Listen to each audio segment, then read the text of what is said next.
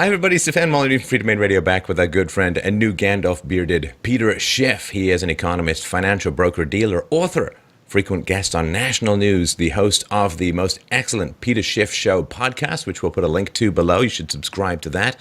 And the CEO of Euro Pacific Capital and the chairman of Schiff Gold. Please check out his websites at schiffgold.com, schiffradio.com, and Europac, that's EUROPAC.com. Peter, great to have you back. How are you doing? I'm doing good. I'm tanned and bearded and living in Puerto Rico, enjoying the sun and the favorable tax climate. I can't hear this kind of stuff when Canada's in the middle of its winter melt and everything's turned into a frozen World War I trench here. But it's good to see you tanned. Now, let's start off with I want to get into the details of what the Fed's up to these days. But I thought it might be worthwhile, particularly for younger listeners who've kind of grown up in this anemic economic situation that has kind of overtaken the U.S. since about the year 2000. And people don't really understand what it used to be like, you know, the sort of old economy Steve meme that's sort of floating around, that in the past, it used to get pretty good growth and pretty regular growth that would go on. And that all kind of changed around the year 2000, where the growth went down considerably. And, you know, if growth rates had stayed at pre-2000 levels, sort of post-Second World War to 2000 levels, for the last century, for the last decade and a half, we'd have an economy 20% bigger and incomes 20% bigger. Can you help people sort of understand what has changed from a big picture standpoint? Because the minutia sometimes doesn't get us back to the big pointillism view of what we need to see. Well, two big things have happened, and they're interrelated. The government has gotten a lot bigger, and our debts have gotten a lot larger. You know, when we had faster economic growth, it was because our economy was more free than controlled, right? If the economy were completely free market based and it was totally laissez-faire, we would have, you know, the most amount of growth. But as you water down the free market capitalism with socialist policies, taxes, regulations, subsidies, and all the way the government distorts the economy, you slow down the potential growth of the economy. But also, as the governments were running these enormous deficits, all of the borrowing begins to weigh down economic growth, because now we have all this debt. We consume beyond our means. We basically accelerated consumption forward. We sacrificed our future to indulge our present. And of course, today's present is yesterday's future. And so we're catching up with our profligacy. And so we have all this debt and all this government like an albatross around the neck of the economy. And that's why all the economic growth is gone. And if Donald Trump really wanted to make America great again, and unfortunately, you know, nothing that he's actually about to do is going to accomplish that. But to the extent that we wanted to make America great again, we have to make government small again, and we have to take care of the debt. And I think what we need is restructuring, similar to the one that's going on in Puerto Rico. We can't repay the debt. We can't grow our way out of it. We just have to acknowledge that it's unpayable, and we have to figure out a deal with our creditors that makes sense. But we need to shrink the debt, we need to shrink the government, and unleash free market capitalism. That's what we need to do. The growth has been so terrible. Like what they call this recovery has been so anemic compared to prior recovery situations.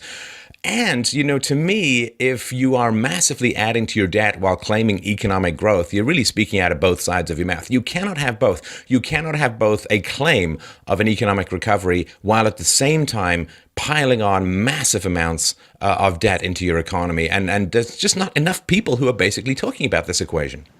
Well, the problem with this recovery and the reason that it's so weak is it's actually a recession masquerading as a recovery.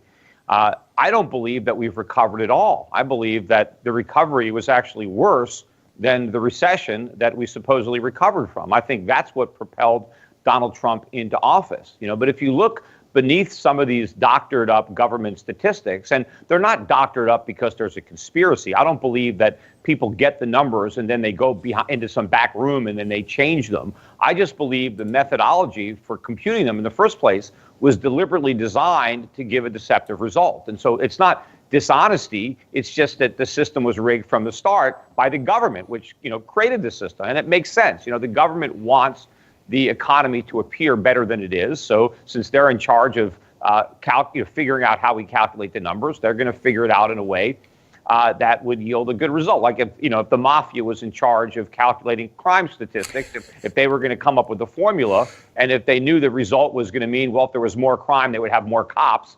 And if there was less crime, they wouldn't need as many. Obviously, the mafia would want to have a methodology that told everybody there's no crime, there's nothing to worry about. So the numbers are not honest. And that is why the economy is actually so weak. And if you look at some of the other numbers that the government can't fudge, look what's happening to incomes, look what's happening to real retail sales. You have a lot of American retailers are on the verge of bankruptcy now. And it's not because they're being put out of business by the onliners. Online sales have been here for a long time, and they've been growing steadily. But all of a sudden, you have department store sales collapsing. And look at our inflation is now at a 5-year high, our trade deficit at a 5-year high. None of this looks like an economy that's recovering. It looks like an economy that's still in recession. Well, let's talk a little bit about this, because I was reading that malls are slated, like a third of malls may be slated to close over the next little while. We have commercial real estate, significant under demand. There seem to be a lot of indications that the economy is going to hit a particularly rough patch over the next little while. What are some of those indications that you see, if that's a reasonable way to approach the topic? Well, first of all, our labor force has been decimated. Many able-bodied Americans that used to work no longer work. So they simply live off the productivity of everybody else who's still employed. But unfortunately, a lot of Americans who are employed are not really employed in any kind of productive capacity.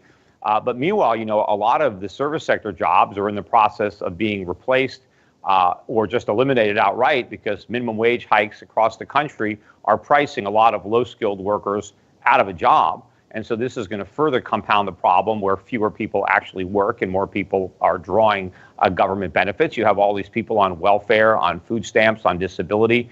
And now, you've got the Obamacare entitlement that may be replaced with the Trump care entitlement. So this is all weighing down the economy. But, you talk about the commercial real estate. What's been propping up the commercial real estate market has been low interest rates. Well, the Fed just raised interest rates yet again, and so those props are being gradually removed, and eventually the bottom's going to drop out of that market, and it's going to be a perfect storm of destruction, because not only are interest rates going to rise, which is going to make it more expensive for the landlords to service the debt that they have on all this commercial property, but their tenants are going to stop paying their rents, either because, a lot of them are going to go out of business. And, a lot of these malls, when your big anchor tenant shuts down, a lot of the leases, a lot of the smaller stores have, clauses in their leases where their rent goes down if you lose the big anchor that is drawing all the crowds to the mall. And so these things could just completely collapse. The whole U.S. economy is built on this asset bubble that is a byproduct of artificially low interest rates. And even though interest rates are still very, very low, they're not as low as they were. And so just like any kind of drug addict, if you're a heroin addict and you're used to a certain amount of heroin, if, you get less heroin, and, that's going to be a problem for you. Even though you still have some, it's not enough, because your body has already built up a tolerance and anticipates a certain amount. And so we need 0% rates. And to the extent that they're higher than zero, because they were zero for so long, even 1% could seem very, very high when you're used to zero. Well, this is the thing that people, I think, don't understand, particularly younger people, is that Obama's presidency was largely a subsidized presidency. Of course, on two levels, right? You got three rounds of quantitative easing, which used to be just called counterfeiting, but you got 3 rounds of that. You got 0% interest rates throughout almost all of his presidency. So heavily subsidized and heavily controlled to make things look better than they are, which again can't go on forever. You can't keep interest rates that low forever. Whether they're going to go for a QE4 if they can't get the economy jump-started, I guess remains an open question. I think the Fed has said that they will if they see negative indications, which seem to be coming. But this last 8 years has been very surreal economically. Well, first of all, yes. The Fed is ready to do QE4. They're ready to cut rates. They're just waiting until the economy is actually in recession, at least officially, where the government statistics reveal that the recession is here. But right now, I think the Fed is actively engaged in its own propaganda effort to try to convince everybody that the economy is stronger than it is. That is why they're raising interest rates, even though the economic growth forecasts are collapsing. Because if you recall, the Fed always said that rate hikes would be contingent on their economic forecasts holding up. If the economy evolved the way they believed, then they would potentially raise rates. Well, the economy has not evolved the way they thought. It's been much weaker. See, that's why I thought the Fed wasn't going to raise rates, because I actually believed what the Fed was saying, that if the economy was very weak, that they wouldn't raise rates. Yet the economy is much weaker than they thought, and they're raising rates anyway. So the only reason for that is because they're afraid not to raise rates, because they don't want to acknowledge what should be obvious, that they were wrong.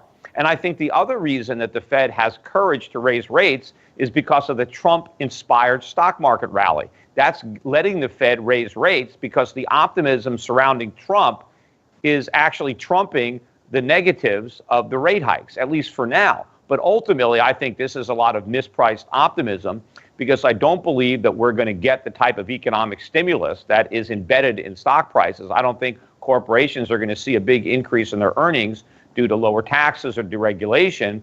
So I think it's not even going to be a buy the rumor, sell the fact when it comes to Trump's reforms. I think it's going to be a buy the rumor and then sell because the rumor turned out to be false.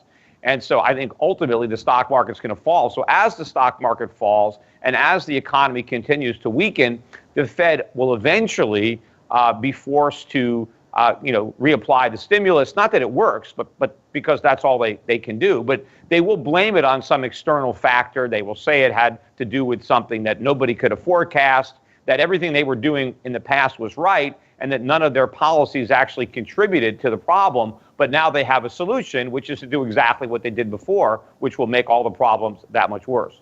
Well, and there is, of course, significant elements within the government that I believe are working actively to sabotage what President Trump is going to try and do. I mean, like last fall, the U.S. Treasury amassed a sort of war chest of almost $500 billion, right? They just messed around with a bunch of bookkeeping. I think the prospects of having Trump be the scapegoat are very, intoxicating for a lot of people. I mean, remember, a huge bubble was inflated under Bill Clinton, and Bill Clinton got credit for, the Roaring '90s and Dow, Nasdaq 5,000 and everything that was going on. But the real maestro was Greenspan. He was the one that was fueling that bubble, and Clinton just got to take credit for it. If it wasn't for, his indiscretions and stuff with Monica Lewinsky, he would have, gone out even far more popular than he was. But the problem was George Bush. George Bush inherited the bubble that was inflated under Bill Clinton. And when it burst, it was Bush that got the blame. And the problem was that when the bubble initially burst, right, because the dot-com bubble burst early in his presidency, he made the mistake of, instead of allowing the bubble to fully deflate and allowing the recession to be much worse and blaming it on Clinton and saying, look, this is the payback from 8 years of false prosperity, right? And saying, look, now we're going to take our medicine and have a real recovery. He tried to stimulate the economy with, tax cuts and more government spending, and the Fed came in with some rate cuts, and we were able to cut that recession short and blow up an even bigger bubble. But then by the time that one burst in 2008, we couldn't blame it on Clinton anymore. All the blame was on Trump, was on Bush, and that's what set the stage for Obama. So we had Obama, we had 8 years of Obama because everybody was able to blame the financial crisis that happened in '08 on Bush, when if the Fed had done nothing and if we had just taken our medicine in '01, we could have blamed it on Clinton, and maybe we would have solved the problems under Bush. Now Trump is in an even worse situation because the bubble that he has inherited from Obama is far bigger than the one that Bush inherited from Clinton. And I want it to bust now. I mean, the sooner the better, so that it'll be harder to blame it on Trump. But, Trump, in a way, is his own worst enemy here, because instead of continuing what he said as a candidate, talking about the stock market as a bubble and criticizing phony government statistics, he has now embraced the stock market and embraced those same statistics. He now tweets positively every time the Dow makes a new high, and he's celebrating his government unemployment number. So he's basically putting his name on this economy. He's taking ownership of this stock market bubble. And so when it bursts, they may be able to blame him. And of course, the longer the Fed is able to, postpone the collapse with more cheap money, the further into the Trump presidency the ultimate collapse happens, the easier it will be to blame the collapse on Trump. And in fact, the Republicans, if they actually repeal Obamacare and replace it with their own monstrosity that they've got, then when that whole thing falls apart, they're going to let Obama off the hook. They're going to let the Democrats off the hook, and they're going to own the collapse because neither plan works. Obamacare doesn't work, and Trump care doesn't work. But if the Republicans replace Obama's failed plan with their own, then guess who gets blamed when the whole thing falls apart? Well, I would argue, though, that I would say that Trump is probably waiting till he gets his guy in on the Supreme Court, and he may be waiting until he can get new leadership in the Fed, because he used to be very critical of the Fed, which is one of the things I liked about him. He's kind of got radio silent since he became president, and I think it's because he's waiting to get new leadership into the Fed so that he can avoid this kind of stuff, because they're doing quite a bit of undermining, right? So this $500 billion, they were going to spend it, I think, to keep President Hillary, who they were anticipating getting in last November. They were going to keep her floating up with all of this money. And since Trump got in, they've been burning through like $90 billion a month. And now the federal government has like a month's worth of walking around money left. The federal government in America has less money in its accounts than Google or other tech companies. Unfortunately, Stefan, we're running up against the newly imposed $20 trillion debt ceiling. And unfortunately, it appears that the Republicans are willing to raise it without even the pretense of a fight. At least, they tried to hold Obama's feet to the fire by threatening not to raise the debt ceiling unless they got some cuts in government spending. But apparently now that they have a Republican in the White House, it's the sky's the limit. They don't want to impose any restraint on government spending. And, the media likes to portray this as if the responsible thing to do is raise the debt ceiling, when that is the irresponsible thing to do. The responsible thing to do is not raise the debt ceiling and actually stop taking on additional debt.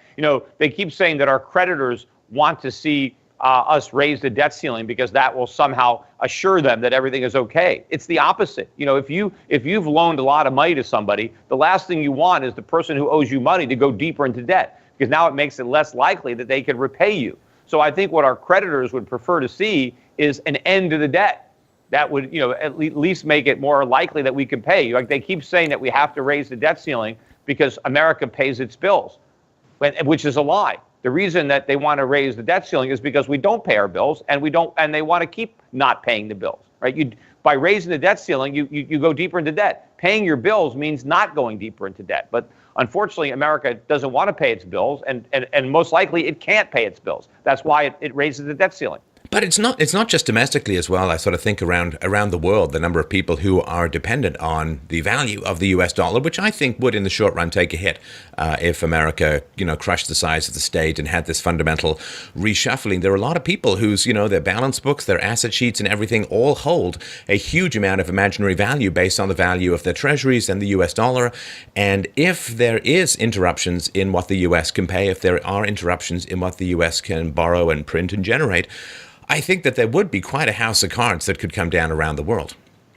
Well, absolutely. It is a house of cards. And the reason that Americans are able to live beyond our means, the reason we're able to enjoy these large trade deficits, and Trump has also got that wrong. I mean, we're winning on trade in the short run in that we get more from the world than the world gets from us. We get real products that make our lives better, and all we send them are IOUs. So in the short run, America benefits from the foolishness of our trading partners. But when our trading partners wake up and decide that they don't want to lose anymore, that they want to gain the benefit of a higher standard of living that comes with consuming rather than stockpiling U.S. treasuries, then the dollar is going to collapse. And, ironically, if we're actually dumb enough to pass that border-adjusted tax, that will actually hasten the dollar's demise. You have all these idiot economists that actually think that the border tax is going to mean the dollar is going to go way up, and in fact, the dollar is going to go way down. They have it backwards. I mean, yes, it will result in a smaller trade deficit, but it's not going to make the trade deficit go away completely. Foreigners will still have more than enough dollars to buy whatever we want to export. But what is going to happen is foreigners will no longer have as much excess dollars to recycle into U.S. treasuries, into mortgage-backed securities, into our stock and real estate markets, and all those U.S. asset markets are going to tank. interest rates are going to rise. Americans are going to be hit with not only rising prices as a result of the VAT, but rising interest rates. And then as the dollar sinks, it's just going to make prices that much higher. It's going to hasten our move into recession, which means we get QE4 faster, we get rate cuts faster, which puts even more pressure on the dollar. So all this is going to unravel, right? We have been living this artificial standard of living for a long time. You know, there's a lot of chickens out there, but I think they're coming home to roost, and I think they're coming home soon. And I want to make sure that the blame is squarely on the central bankers and the central planners and on big government, and it's somehow not laid on the feet of capitalism or the free market. Well, and this, I really want people to get educated in these basic principles. It's always frustrated me, though it is perfectly inevitable, Peter, of course, that governments don't like to teach students about economics, which you could start teaching them in like junior high school and sort of, because one of the things that's a big challenge, of course, with Obamacare, and this is pre-Obamacare, it's one of the reasons why Obamacare was perceived to be necessary, is you cannot have an insurance situation where people aren't exposed to risk. The whole point of insurance, of course, is risk. You can't get fire insurance after your house is currently on fire. And once the government, and this is long before Obamacare, once the government said you can't discriminate against people with pre-existing conditions, they put the final nail in the coffin of the remnants of the free market in healthcare in the U.S., because then people often just waited till they got sick and then applied for healthcare insurance, which cratered things in a catastrophic way. I mean, the government wants to redefine insurance as just free health care. Right. Because if you don't have to buy insurance when you're healthy, if you can just wait till you're sick and actually need it, then it's not insurance, right? It's just like, it's only auto insurance when you buy it before you have an accident, because you know you probably won't have an accident, but in the unlikely event that you do, the insurance policy is there. If you could simply wait until you've already had the accident and you need the money, you've totaled your car and it costs you $40,000 to buy a new one, obviously you're going to want to buy an insurance policy where you can just pay, one premium for 1 month and then immediately put in a $40,000 claim, right? But of course, if we could do that, there would be no auto insurance. The only reason the auto insurance market exists is because they get to discriminate based on pre-existing conditions, where the pre-existing condition is the accident. So everybody has to buy the insurance when they don't need it, so that the people who do need it can actually draw the money. And the same thing happens with healthcare. You cannot allow very sick people to go and buy health insurance after they get sick. They have to buy it before they get sick when they don't need it. But here is the government-created problem. It's the government that linked health insurance to employment. If it wasn't for the government, nobody would get their health insurance from their employer. Everybody would buy their health insurance just the way they buy their auto insurance. The reason they get it from their employer is because the government created a preference for being paid through insurance. Because if you're a worker and your boss gives you $5,000 of cash, you have to pay income taxes on that $5,000 at your marginal rate, which for a lot of people is 30, 40%. But if instead your employer gives you $5,000 worth of health insurance, that's free, no tax at all. So people would rather get the health insurance than the money. And of course, to the extent that they can wrap all their medical care into their health insurance, that's another tax benefit. So the government created this. Now what happens is somebody loses their job and now they've lost their insurance. And let's say they developed a condition while they were employed, right? They were healthy when they got their job, and now while they're employed, they get some kind of condition, and now they get fired, and now they lose their health insurance. And of course, how are they going to buy another policy? Because who's going to cover somebody when it's a sure loser because they're already sick?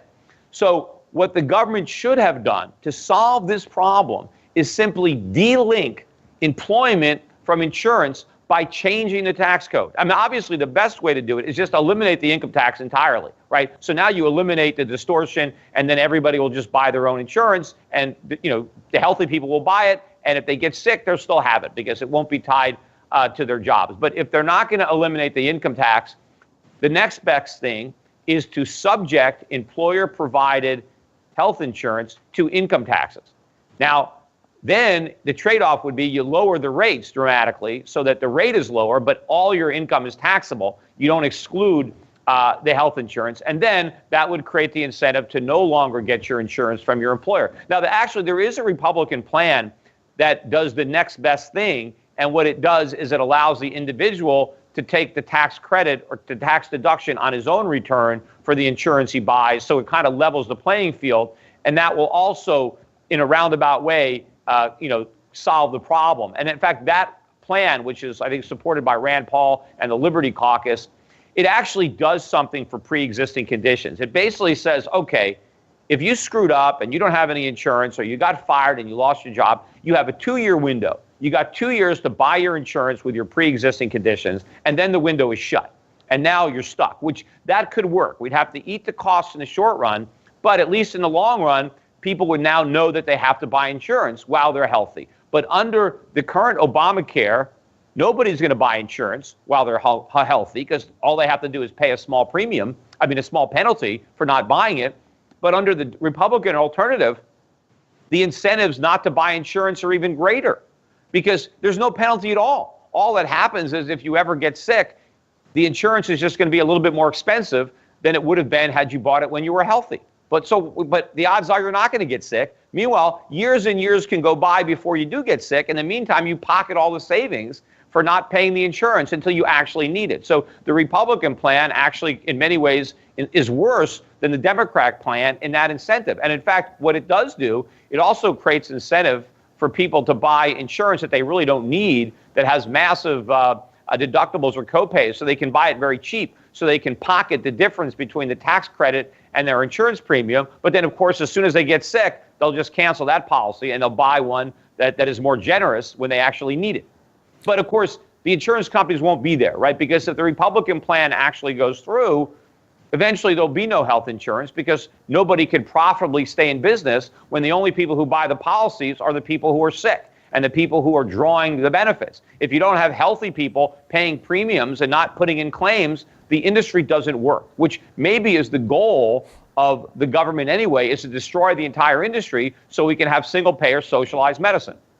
Well, the Republicans seem all very tough on pushing back against government programs when they know that they can't achieve their pushback, right? If they know, they're fine. Oh, yeah, we'll repeal Obamacare. They know Obamacare is going to veto whatever repeal comes along. And so they keep pushing back against things. But once they get into power, sometimes it can be a different story. And this employer-provided healthcare, it's so funny and tragic, Peter, how far back in time this stuff goes. This comes out of the Second World War, when they put a price cap on salary increases. You couldn't increase people's salary. So in order to attract better workers, the employers began to offer free healthcare or subsidized healthcare by the employer. It goes back that far. And if I were on the government side... That was the origin of it. But also what kept it going was the fact that it was tax-free. Right. It was tax-free to the employee, but it was still tax deductible as an expense to the employer. And why can't they work on the supply? So it created this massive incentive for people to pay for medical care using insurance, where previously they just paid for it out of pocket. And so the result is the same thing you have in education, right? Why are college tuitions skyrocketing? It's because of government subsidies. The government pays for it with grants and guaranteed loans. And so there's no longer any free market control on costs. Costs are just skyrocketing. I mean, anytime the government gets involved in something, whether it's education or healthcare, it drives up the prices. And then it tries to pretend that prices are going up because things are better now. Like, we have better health care. But look at computers and cell phones. They get better every year, but they get cheaper every year. Just because something gets better doesn't mean it's supposed to be more expensive. In fact, part of the benefit of capitalism is not only does it improve the quality of stuff, but it reduces the cost of stuff. And the reason that capitalism is not reducing the cost of education and the cost of healthcare is because the government is interfering and not letting it happen. And so what we need is not more government, but less government. Well, you could work on the supply side, of course. Things like tort reform to take away some of these crazy malpractice suits. You could work at reducing paperwork. I mean, the amount of time that doctors spend on paperwork rather than actually dealing with patients is enormous. You could recognize the inefficiencies that people on Medicare don't have better health outcomes than people with no insurance at all. You could work on allowing more competition along state lines to help drive down those prices. Yeah, well, you can also have competition internationally. Why can't I buy an insurance policy from Switzerland or Japan? I mean, we should have international competition, not just interstate competition. But a lot of that paperwork is all the result of government, whether it's rules and regulations that cause all kinds of defensive medicine because doctors are afraid of getting sued or of having their malpractice insurance go up, or because everybody pays for everything with insurance. Look, whenever I go to the doctor, if I go to the dermatologist, I pay with insurance. I mean, everything. I don't pay cash for anything. And that's wrong. That's not the way it used to be. People used to pay cash. And when they used to pay cash, they used to know what things cost.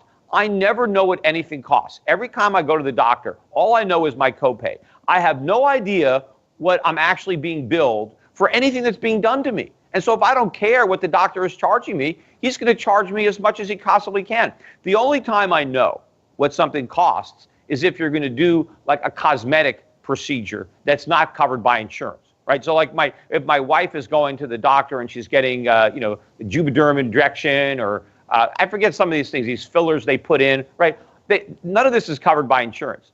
And so I got to pay out of pocket. But, you shop around for that, right? You can call 3 or 4 doctors. Hey, what do you charge for these injections? And you know what you're going to pay. Like eye LASIK surgery, too. That's something that insurance doesn't cover. And the cost has been going down steadily ever since it was invented because people shop around because they know what it's going to cost. So for cosmetic things or for, LASIK, prices are going down and quality is going up. But that's because you have market-based competition. But in everything else, there is no competition. Nobody cares. And so nobody knows what it costs. So we have to stop that. People have to start paying for their medical care. If you sprain your ankle and you go to the doctor, just pay for it. But here's one of the big problems. Back in the 1940s, 1950s, 1960s, people actually had money. If you got into trouble, you had savings. You could write a check and pay your medical expenses. Now I read that half of Americans can't even write a $500 check. They've got nothing. They're broke. They need somebody else to pay for their medical care because they have no money to pay for it themselves. And the crazy thing is back in the 1950s, you only had one person working, right? If you had a family, you had the mother and the father, you had 4 kids.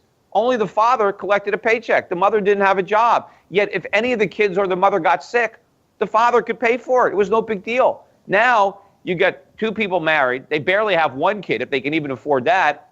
And if anybody gets sick, nobody has any money. I mean, I guess they can put it on a charge card, but there's a limit to how much credit card debt you can carry. Right. Right. No, and I think the other bubble that people don't talk about, we talk about healthcare and commercial real estate. We've mentioned this on the show before, but I want to circle back on it because I think it's going to be a big topic over the next couple of years. Was this crazy student loan bubble? Well over $1 trillion, and such a mismatch. My father, when he wanted to become a geologist, he got a company to pay for his doctorate, and in return, he committed to work to that company for a certain amount of time after he graduated. So there's a match then between the skills demand and the skills supply. Now the government's just firing money at everyone to get these ridiculous made-up degrees. So they graduate in debt. They can't oppose any kind of system that's going on. They're stuck in low-rent wages. They become kind of like serfs to student loans in a lot of ways. And this really is going out of focus with regards to market demand. And I think that's something that people aren't understanding. What might change with that? Yeah, this again, it's all politics because it's good politics to talk about education and we need more money for education as if more money equates to better education. It doesn't, but it does equate to more money for the, educational bureaucracy, the educational establishment, right? Everybody talks about the military industrial complex. What about the educational complex? I mean, it's there. There are a lot of people who benefit from all this government money flowing into education. But the one people who don't benefit are the kids who are supposedly the beneficiaries of the education because they don't get an education. They just waste their formative years, in government schools, but they're not actually learning anything. They're not learning marketable skills. They're not increasing their human capital. They're just biding time, staying out of the workforce where they might otherwise get some real life experience. They might get some on-the-job training. They might learn how to do something. Instead, they're squandering their youth. And by the time they get out with their worthless degrees, they have a pile of debt. So not only did they not earn money during the years that they wasted in college, but they borrowed a bunch of money and now they graduate in debt.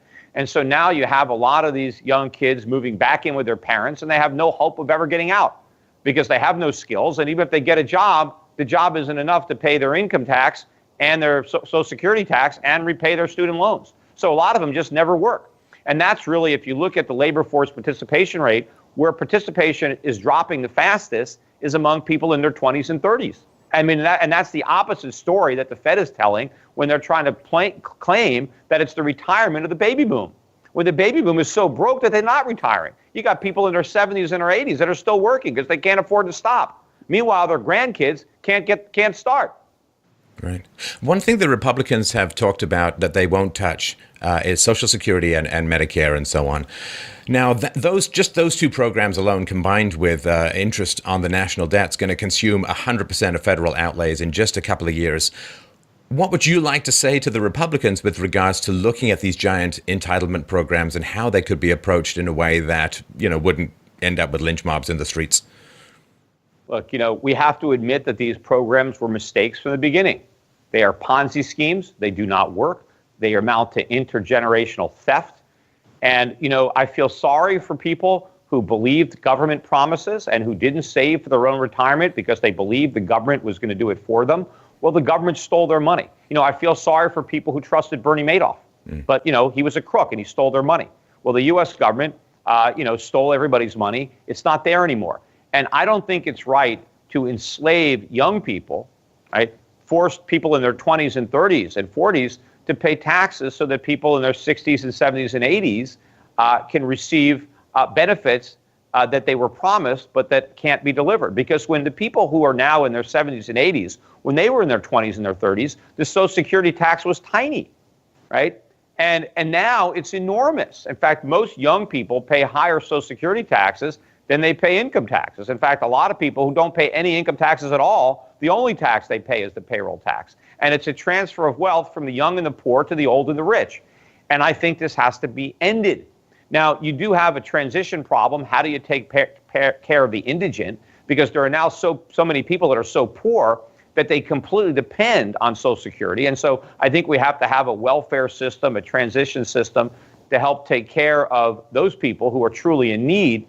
But we also have to make sure that, this entitlement, goes away and that younger people know that, look, save for your retirement, because you got to do it on your own. It's not that the government's going to do it for you. You have to act responsibly and you have to do it on your own. But there are a lot of people who didn't have the opportunity because they relied on this scam. But there are a lot of older people who have a lot of assets, who have a lot of wealth, who should not be getting any Social Security at all. It should end. It should be means tested. And not just based on your income, but based on your assets, right? If you have millions of dollars of assets, start selling those assets before you start taxing younger poor people. I mean, all we're doing is subsidizing the inheritance of rich kids by taxing poor kids. If you got a lot of assets, start selling your assets if you don't have the income, and that's how you can finance your retirement. But don't try to retire on the back of a young kid who can barely afford to pay his own rent, right? You've got these senior citizens that are living in nice condos or houses that they own down in Florida. Meanwhile, the people paying the taxes can't even afford to move out of their parents' basements. And people wonder why vampire movies are so popular. And this thing, too, that people think that there's some sort of I paid into the system. There is no system. The money that you gave was burned up the moment you handed it over. Yeah, you paid into a Ponzi scheme. That's the problem. And I know reality it's unfortunate. But, no politician wants to tell the truth because there's a lot of older people who vote. And they vote for whoever promises them, promises not to cut Social Security. And a lot of the young people don't understand that these promises can't get met. Right? And of course, they're getting promised free stuff, too. That was the popularity of Bernie Sanders, free college and, all sorts of free stuff. So the government wants to give free stuff to everybody. The problem is, who's going to pay for it? I mean, they all assume, well, it's the billionaires and millionaires who are going to pay for it. They're not. There's not enough of them. And of course, as we raise their taxes, then, they're not going to generate the income that we're trying to tax. I mean, that is the problem with taxes, right? You discourage the behavior. If you want to get all this revenue from the rich people and then you raise the taxes, the revenue disappears. But so too do the activities that create the economic growth, that produce the products and create the jobs. So you end up killing the goose that lays a golden egg. But this is all difficult politics. I mean, Trump knew this. That's why when Trump ran for office, he promised not to cut Social Security. He did not want to touch that political third rail because he knew what would happen if he did. But what I would like to see Donald Trump do is touch that rail now and be willing to sacrifice a second term to do the right thing in his first term. That's why we need a non-politician in office. See, I don't care what he does to get elected. What's important is what he does now that he's been elected, because he can say the right thing because he's there. And the right thing is, you know what? We got to cut Social Security. We got to cut Medicare. Because if we don't, then all these little mini cuts that he's making in the State Department and the EPA, it's not going to amount to a hill of beans, right? Because you're spitting in the ocean. I mean, everything that he's not cutting is growing much faster than the stuff that he is. Meanwhile, there's a lot of places where he's adding spending, like the military. So none of this is consistent with making America great again. Let's end up with some technicalities, which I think are important for the more, I guess, informed members of the audience. So the dollar, US dollar, I think people have been waiting for the Fed to raise rates forever because they'd be, as soon as there is a recovery, we're going to raise rates. Oh, we're in a recovery. And I think that has added to the value of the dollar. But Fed raises, I think, are smaller. The rate raises are smaller than people expecting. The real rates can be seen as declining. And, the Fed has said, if we hit any kind of recessionary stuff, we're going to cut rates, do quantitative easing and so on. Isn't that going to trigger a dump on the US dollar and cause a fundamental economic restructuring? No, absolutely. I mean, markets tend to act on the anticipation of events. They don't react to events as they happen or after they happen. They anticipate those events and they price them in before they happen. And so the dollar rose for years based on the idea that, the Fed's going to be raising rates and that's going to be good for the dollar. And so before the Fed actually got around to raising rates, the dollar had already risen by the full benefit of those higher rates. It was priced into the market. And that's where you get the expression, buy the rumor, sell the fact, which is often what happens. And in fact, the minute the Fed started raising rates, that was when gold bottomed. And gold has risen ever since the Fed started raising rates because gold sold off based on the anticipation of those rate hikes. Now, the dollar, too, this dollar had been rising the entire time the Fed was talking about raising rates.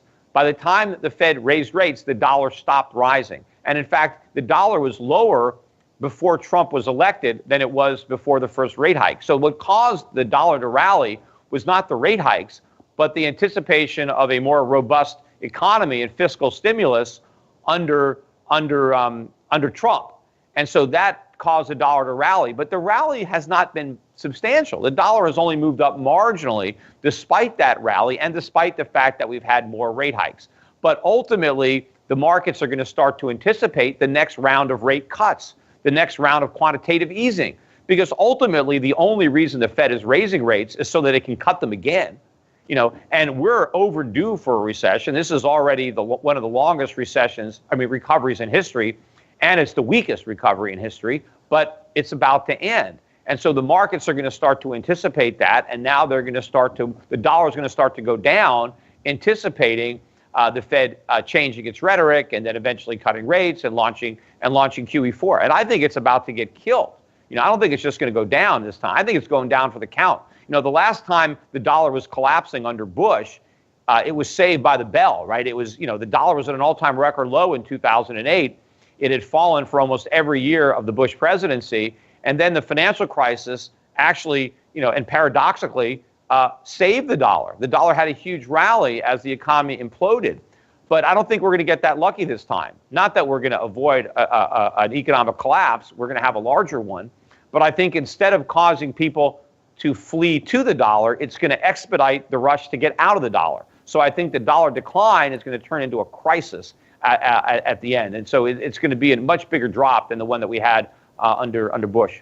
Well, and the fact that the dollar has been sort of this international reserve currency for a lot of people has propped up its value for decades.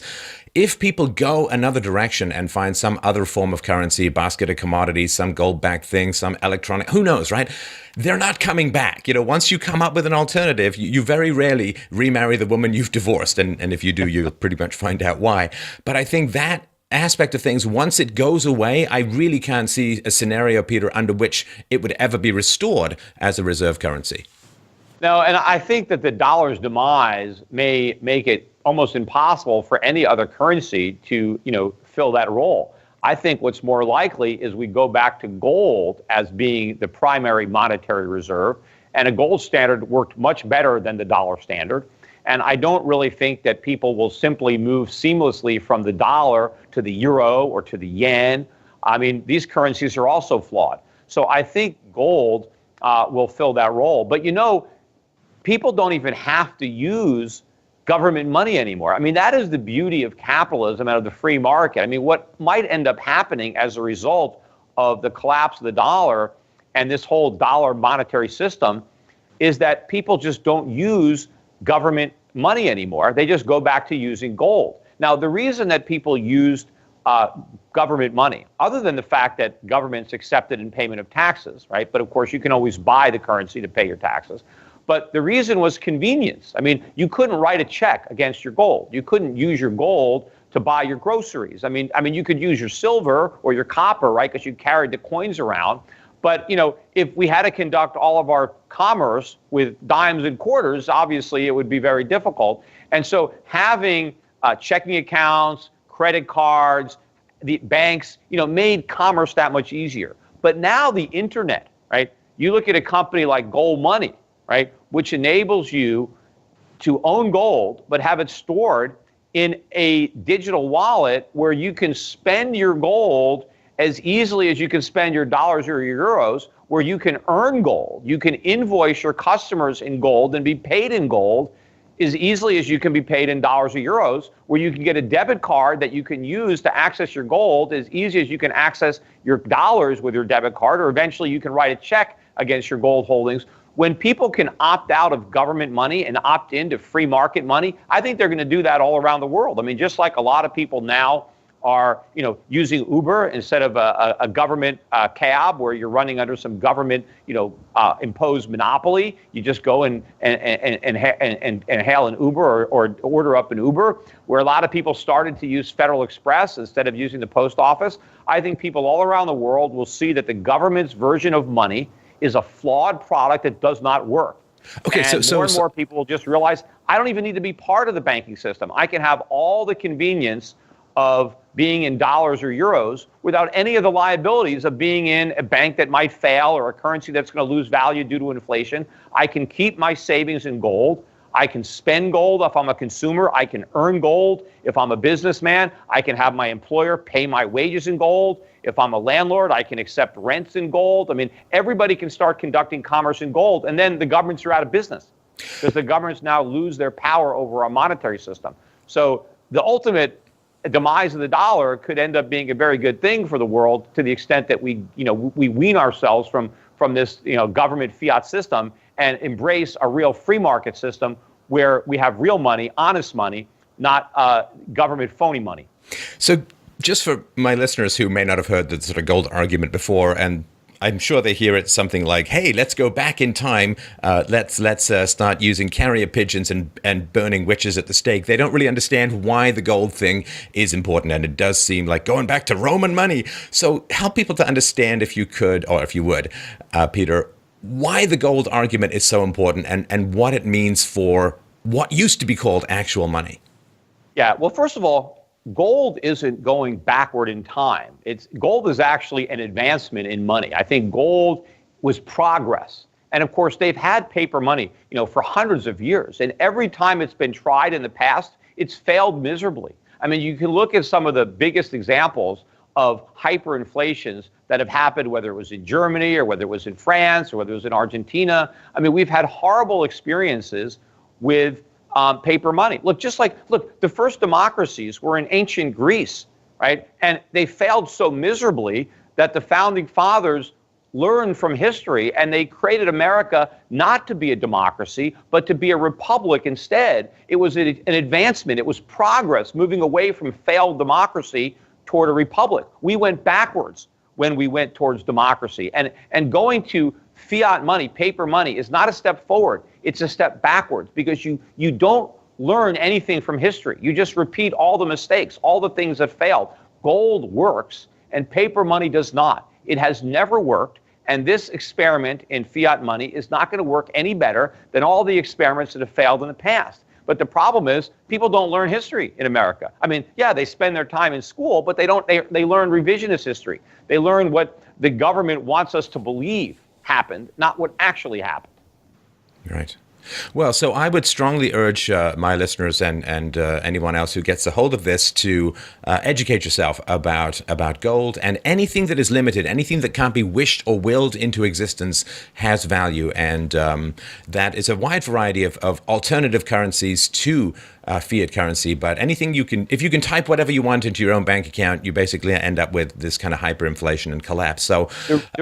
The real advancement, though, Stefan, is what gold money is doing to gold, making gold easier to transact in, making it so that you can buy a pack of chewing gum or a cup of coffee with gold. You don't even need to use a penny. You don't even need copper. You can actually make tiny transactions using gold, and you can make them instantaneously anywhere in the world, at no cost. So the technology of the internet is going to enable a modern day gold standard to work so much better than the older gold standards. And we don't even need the governments to coin the money. We don't need them to take the gold and put it into some kind of official coin. We can bypass the middleman, and we can just use our own money digitally, electronically. So, anybody who's listening to your program here, they should go to goldmoney.com and open up an account. Buy yourself some gold. It's only 0.5% over spot. Buy yourself some gold. Keep it in your account at Brinks, and you get a free debit card, and you can access your gold. And you can now, hopefully more and more merchants will begin to realize that they have the ability to accept payment directly in gold, so that people won't have to use their debit cards. They can pay directly in gold. After all, if you're a merchant and you can be paid in gold, why would you accept payment in anything else? I mean, gold is the best form of money. Gold is the gold standard of money, right? If you can get paid in gold, I mean, anybody who can get a contract, if I can do a long-term contract, I'm going to be paid over 5 years or 10 years. Wouldn't I want to be paid in gold? I mean, at least I know gold's going to have value 10 years from now. I mean, what's the dollar going to be worth? What's the euro going to be worth? What's the yen going to be worth? Who knows, right? I would much rather have a future income stream guaranteed in gold than any other paper currency. Well said, well said. Okay, so I want people to go to shiftgold.com, sign up for shiftradio.com. You can you put your podcasts on YouTube as well, so you can sign up and subscribe there. And you can go to europac.com to get more of Peter's insights and follow his reasoning. Very, very important stuff in these turbulent times, and I think more turbulence ahead is probably the prognosis. As always, Peter, a great and enjoyable chat. Thanks so much for your time today, and I'm sure we'll talk again soon. Yes, my pleasure. And thanks again, Stefan, for hosting me on your YouTube channel.